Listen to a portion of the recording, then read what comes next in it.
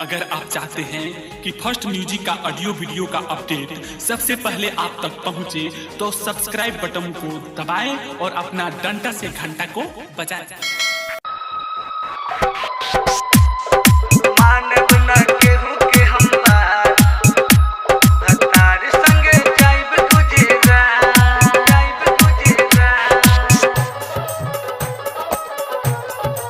Recording studio Delhi. मस्ती में कटी दिन रात भतार संगे जाइब गुजरात। मस्ती में कटी दिन रात भतार संगे जाइब गुजरात। मानव न केहू के हम बात भतार संगे जाइब गुजरात।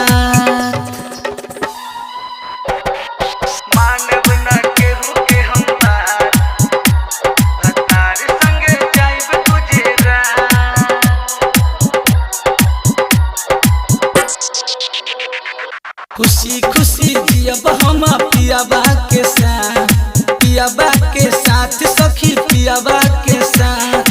सजिया पे प्यार करी है चुमी हमर मात सखी चुमी हमर मात। खुशी खुशी जियब हम पियाबा के साथ। सजिया पे प्यार करी है चुमी हमर मात। एक दूजे के बुझब जज्बात भतार संगे जाइब गुजरात।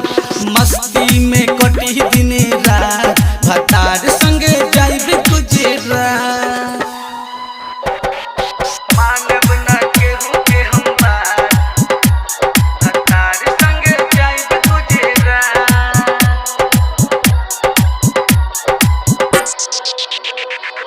राइटर नीतीश पिया रही